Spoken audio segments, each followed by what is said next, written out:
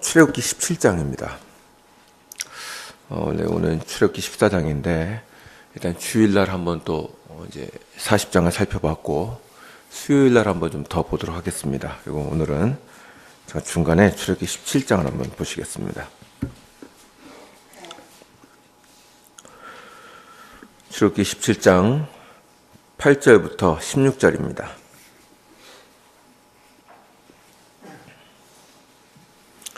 출애굽기 17장 8절부터 16절을 한 절씩 교독하도록 하겠습니다. 제가 먼저 읽겠습니다. 그때 아멜렉이 와서 이스라엘과 르비딤에서 싸우니라.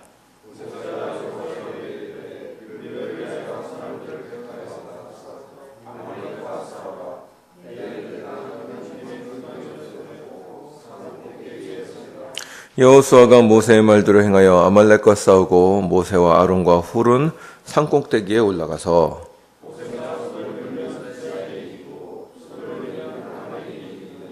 모세의 팔이 피곤함에 그들이 돌을 가져다가 모세 아래에 놓아 그가 그 위에 앉게 하고 아론과 훌이 한 사람은 이쪽에서 한 사람은 저쪽에서 모세의 손을 붙들어 올렸더니 그 손이 해가 지도록 내려오지 아니한지라.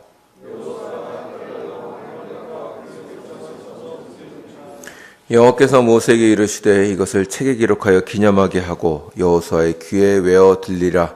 내가 아말렉을 없이하여 천하에서 기억도 못하게 하리라. 다 같이 읽겠습니다. 이르되 여호와께서 맹세하시기를 여호와가 아말렉과 더불어 대대로 싸우리라 하셨다 하였더라. 아멘. 오늘은 출애굽기에서 이제 끝내기 전에 한 번 더 좀 나누고 여러분과 함께 살펴보고 싶은 얘기를 좀 해보려고 합니다. 이 본문은 여러분이 잘 아시는 바대로 아말렉과의 전투 장면입니다. 하나님은 이스라엘 백성들이 출애굽을 하여 광야를 지날 때 이스라엘 백성들에게 되도록이면 광야에 있는 민족들에게는 전쟁하지 말라고 하셨습니다. 일단 가나안에 들어가서는 전쟁을 하게 하셨지만 가나안에 들어가기 전까지 마주치는 광야 족속들과는 충돌을 피하게 하셨습니다. 이들과 싸우는 것 자체가 불필요한 일일 뿐만 아니라 하나님은 그들을 대하면서 이스라엘 백성들이 그들에게 피해를 주는 것 자체를 금지시키셨습니다. 혹 어떤 사람들은 이제 출애굽 이후에 이스라엘 백성들이 가나안 7족속과 이제 전쟁을 하는 것을 보면서 이스라엘 백성들이 상당히 잔인하다든가 아니면 하나님은 이렇게 군신, 그러니까 전쟁의 신처럼 이해하는 경우가 있는데 이것은 그 전쟁의 성격을 잘 몰라서 그렇습니다. 나중에 추가로 더 설명하겠지만 하나님은 꼭 필요한 전쟁 외에는 그 사이에 일어나는 전쟁에 대해서는 철저하게 금지시켰습니다. 그럼에도 불구하고 광야의 족속이 쳐들어올 때는 어쩔 수 없이 맞서 싸울 수밖에 없었습니다. 하나님은 이스라엘이 칼을 들고 맞게 하셨습니다. 이게 바로 오늘 여러분과 제가 읽은 아말렉과의 전투 사건입니다. 광야에 있던 아말렉이라는 족속이 이스라엘 향하여 싸움을 걸었고 그것을 물리쳤다 하는 것이 오늘 본문의 내용입니다. 이 사건은 여러분이 이미 한번 보신 바와 같이 아말렉이 쳐들어오니 모세는 여호수아에게 백성을 택해서 나가서 싸우게 합니다. 그리고 여호수아에게 말하기를 내가 내일 전쟁이 내려다 보이는 산에 올라가서 전장을 보면서 하나님께 기도를 하겠다고 합니다. 다음 날 실제로 전투가 일어났습니다.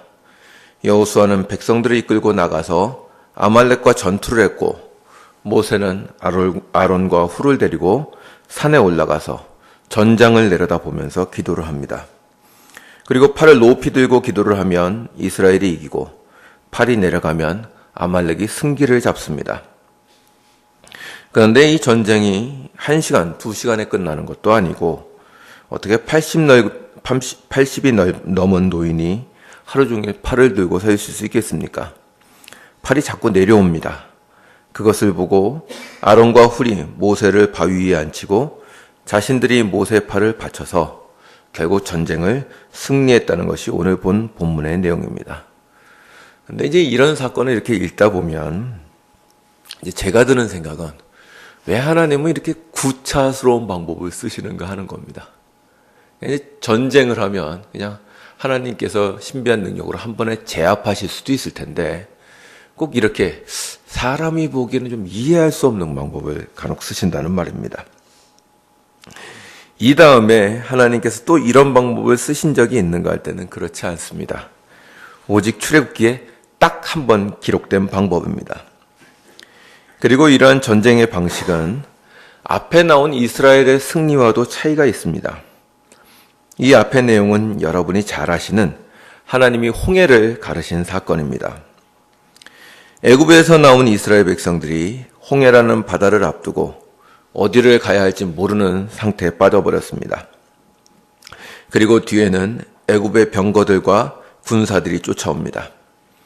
어찌할 바를 모르는 백성들에게 모세는 너희는 두려워하지 말고 가만히 서서 여호와께서 오늘 너희를 위하여 행하시는 구원을 보라고 말합니다.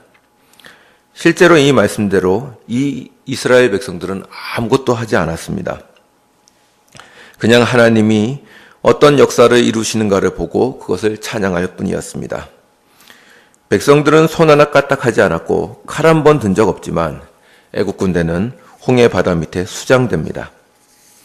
이스라엘의 하나님은 전능하신 하나님입니다. 그러므로 그런 일을 가능하게 하시는 것입니다.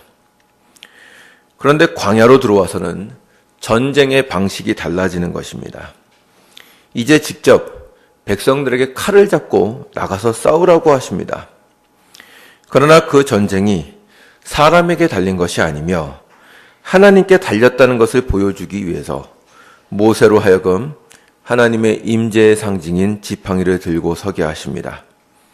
그리고 백성들이 나가서 싸우지만 모세가 지팡이를 높이 들고 있느냐, 그렇지 않느냐에 따라서 전쟁의 양상을 바꾸십니다. 그리고 점점 뒤의 역사로 갈수록 이제 홍해를 가를 때처럼 백성들이 그냥 쳐다보고 있고 하나님이 승리를 주시는 것은 잘 보이지 않고 백성들로 하여금 전쟁의 어떤 부분을 꼭 감당하게 하십니다. 이렇게 변해 나가는 것입니다. 이게 왜 이렇게 하시는 것일까요? 하나님은 사람의 도움이 필요하신 분이실까요? 하나님은 구원을 홀로 이루실 수 있는 분이십니다. 바다도 가르신 분이 그 백성을 위해서 뭘 더 못하시겠습니까? 그러나 하나님은 그렇게 구원을 베푸셨다는 것으로 만족하지 않으십니다. 하나님이 원하시는 것은 그 백성의 성장입니다. 태어난 아이가 자라야 하는 것과 같이 하나님은 그 백성들이 거룩하며 지혜로운 백성이 되기를 원하십니다. 그러므로 하나님은 그분의 백성들로 하여금 하나님의 사역의 어떠한 부분을 감당하게 하십니다. 이것이 홍해 이후에 하나님께서 이스라엘 백성들이 하는 전쟁에서 달라지는 부분입니다.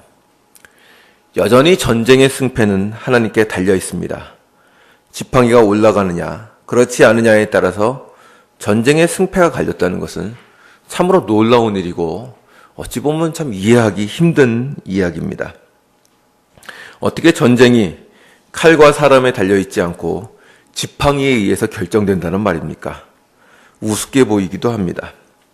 그러나 이것은 하나님께서 전쟁을 끌어가신다는 중요한 증거였습니다. 그러나 그렇다고 해서 백성들은 손 놓고 있는 것이 아닙니다.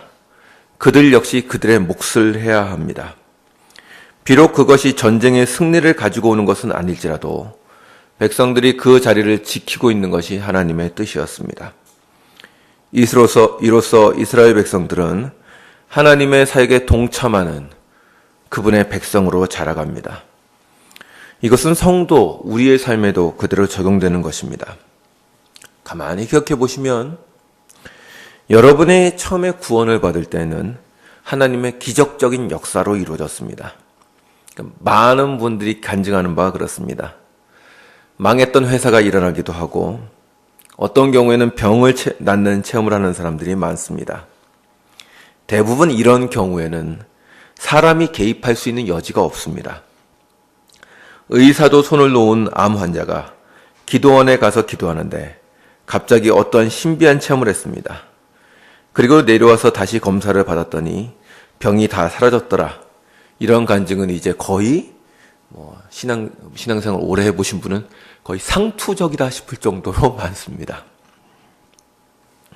이와 비슷한 체험들이 많습니다. 이런 체험들의 공통점은 병이 단순히 나았다는 것이 공통점이 아니라 일방적인 은혜라는 면이 거의 공통점입니다. 일방적인 주님의 역사라는 것입니다. 아무런 도움이나 해결을 받을 수 없는 상태에서 은혜를 받습니다. 하나님에 대해서도 알지 못하고 계시는지조차도 확신할 수 없는 상태에서 하나님께서는 홀로 일을 이루십니다. 그때 성도들이 하는 기도라는 것은 고작 하나님이 계시다면 살려주시옵소서라는 것이 대부분입니다. 마치 홍해 앞에서 어쩔 줄 몰라 하는 이스라엘과 같습니다. 그러나 그 가운데서 성도들은 하나님을 만납니다.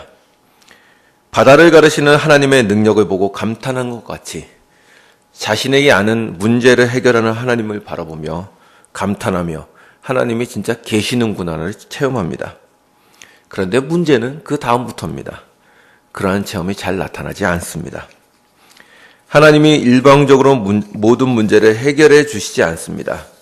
그리고 그 다음부터는 사람에게 어떤 자리를 요구하십니다. 기도를 요구하실 때도 있고 어떤 행동이나 혹은 더 나은 신앙의 깨달음을 요구하기도 하십니다.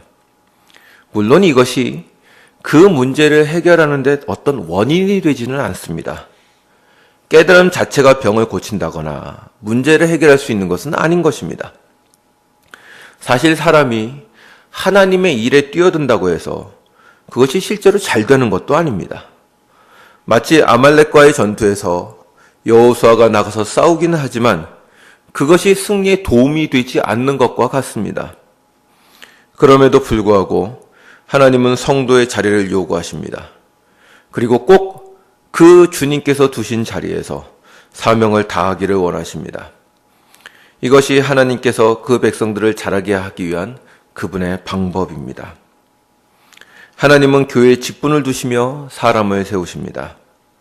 우리는 쉽게 하나님께서 그분의 일을 돕게 하기 위해서 사람을 세우신다고 생각합니다.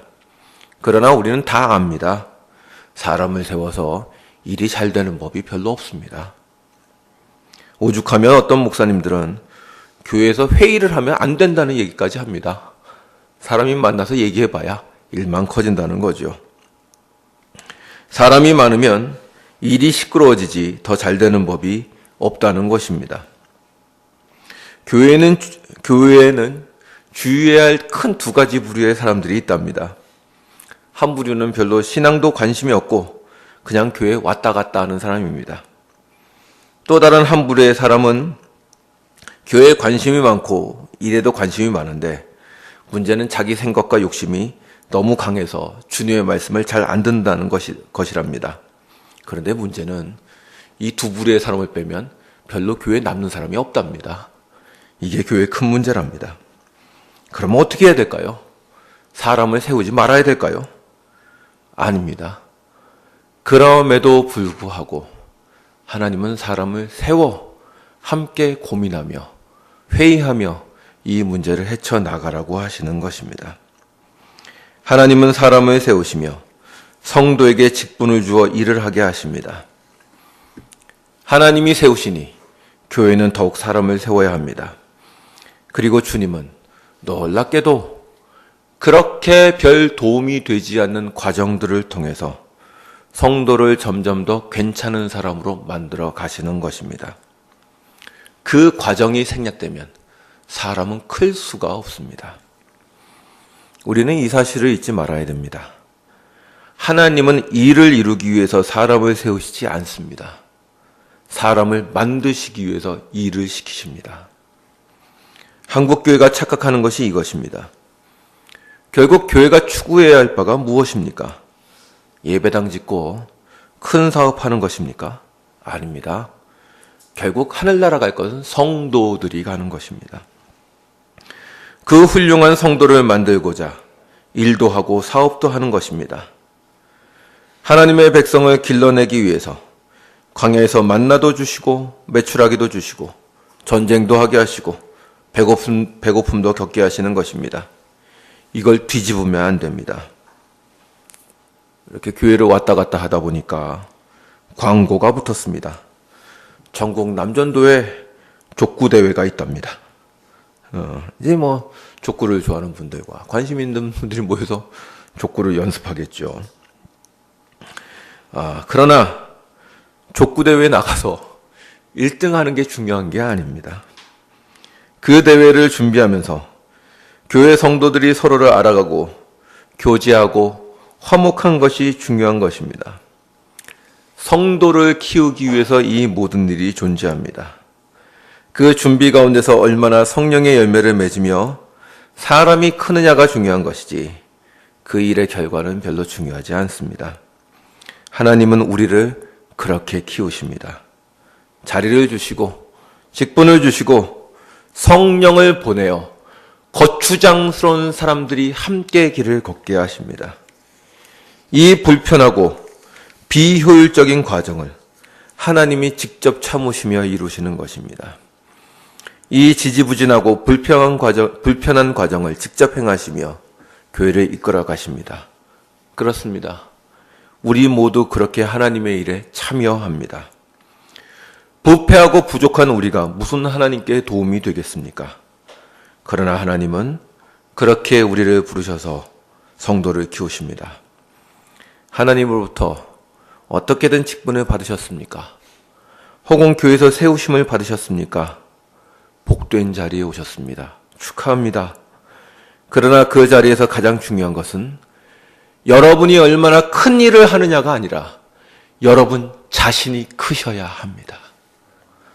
마치 어린 목사를 세워 그와 함께 하다 보면 그가 장성하고 원숙한 목사가 돼가는 것처럼 여러분들이 그 직분에 합당한 사람으로 크셔야 하고 좋은 성도로 자라셔야 합니다. 옆에 사람 키우려고 하지 마시고 여러분 자신이 크십시오. 그게 제일 중요합니다. 그러면 교회가 함께 커가는 것입니다. 성도 여러분 한 분 한 분이 교회 안에서 하나님의 귀한 사역에 동참하며 그로 말미암아 그리스도의 충만함에 이르시기를 원합니다. 그렇게 여러분들이 크실 때 교회 전체가 여러분들을 통해서 유익을 얻게 되실 것입니다. 기도하겠습니다.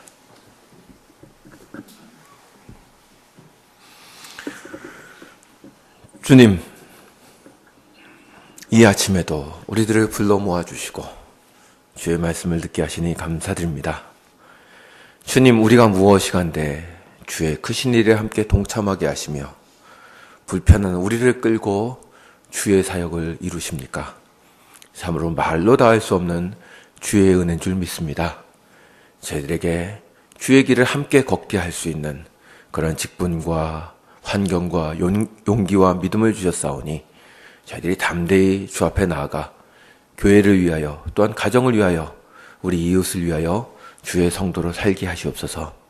그리고 그 모든 과정 속에서 바라옵건대 먼저 그 일을 행하는 우리 자신이 주 앞에서 성장하게 하시옵소서. 오늘 하루도 주께서 함께 하실 줄 믿사오며 예수님의 이름으로 기도리옵나이다. 아멘. 하늘에 계신 우리 아버지